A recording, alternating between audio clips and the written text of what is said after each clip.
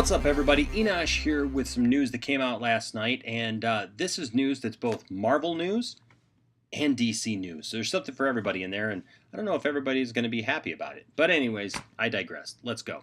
So yesterday, it was announced that Jared Leto would be taking the role of Morbius, the living vampire, in the new Sony Spider-Man spin-off movie, Morbius, right? So this is really interesting news because obviously Jared Leto has been playing the Joker. He played the Joker in Suicide Squad, and to mixed reviews. I liked Jared Leto's take on the Joker. I didn't have a problem with it. Yeah, when I first saw the picture kind of jumped out at me.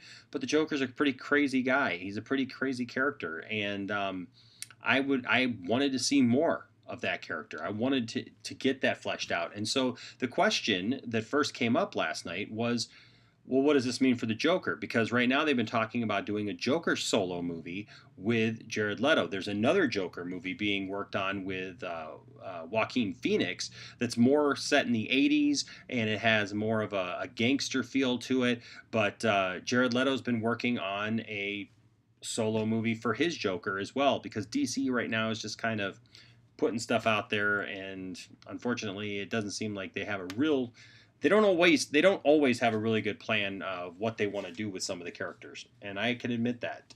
But I'm hoping that gets solved here with the Aquaman movie and Wonder Woman 2 and Shazam coming out. But hey, let's talk about this. So apparently, it's been said that this is not going to be a problem for the Joker movie. That the way that they're scheduling this out, that he will have plenty of time to play Morbius in the Marvel Universe, in the Sony Marvel Universe, and then also play the Joker in the DCEU. I'm fine with this. There's a lot of other characters. I mean, we just had Lawrence Fishburne, who plays Perry White in the DCEU, and I love his Perry White in the DCEU. We just had him. He'll be appearing here pretty soon in the new Ant-Man and the Wasp movie. And so there's a lot of actors who kind of make that jump in between Marvel and DC. I mean, obviously, Ryan Reynolds went from being in Blade, which is a Marvel movie, to being Deadpool in Wolverine Origins, which is a Marvel movie, and then becoming Green Lantern, and then going back and playing Deadpool in a Deadpool proper movie. But what do you guys think of this? Some of you may not even know who Morbius is, so let me give you a little bit of a history who Morbius is. Morbius was created by Roy Thomas and Gil Kane and first appeared in Amazing Spider-Man 101. That's also, here's a little bit of knowledge for you kids, that's also the first issue not written by Spider-Man co-creator Stan Lee. So there's a little bit of knowledge for you when you're sitting around with your friends and you can go, oh yeah, did you hear about this new Morbius movie? Well, did you know that Morbius first appeared in Amazing Spider-Man 101, and that was the first issue that Stan Lee didn't write? I'm a comic aficionado. So here's his story. Dr. Michael Morbius is a scientist who suffered from a rare blood disease and attempted to cure himself to disastrous, if I can say that, disastrous results. He basically turns himself into a vampire trying to cure his blood disease. And it's pretty gritty, man. It's some pretty mean stuff there, man. You start dealing with vampires and everything. So I'll be honest with you, I never really read Morbius. I'm aware of who he is because he's a Spider-Man villain, but they haven't really used him up to this point. So it'll be interesting to see again with these Sony spin-offs. I'm not really sure how they work. We're still waiting to see that in Venom and see how Venom works within the Spider-Verse somehow. That I've heard that Tom Holland might be making an appearance somehow as Peter Parker. But we're just really not sure how all this works right now, what the timeline is, and how it fits into the MCU, or if it does even. And there's been all these back and forth reports, with Sony talking about, that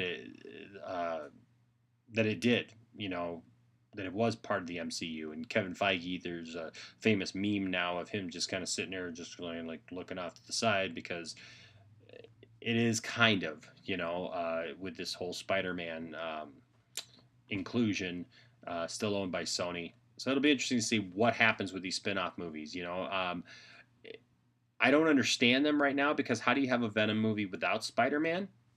I don't know. How do you have a Spider-Man villain movie like Morbius without Spider-Man? I don't know. That's yet to be seen. But what are your thoughts on this, guys? I'd like to know your thoughts and what you have to say about it. Are you a Spider-Man fan? Are you a Morbius fan? Are you familiar with this character?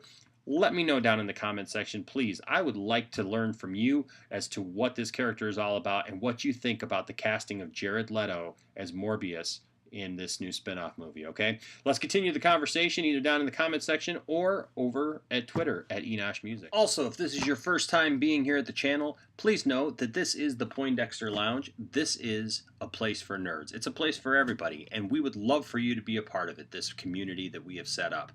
So please hit the subscribe button, and also, if you could, hit that notifications bell so you know when more videos come out. We release videos pretty much every day now. And on top of that, if you like this video, please give us a thumbs up. Not because I want to get some analytic from YouTube, but because I'd like to know if you like what we're talking about, all right? Until next time, I'm Enosh, a.k.a. Enosh Fett, and I don't really have a really cool Morbius sign-off, so I'll just say this. Vampires suck. Until next time.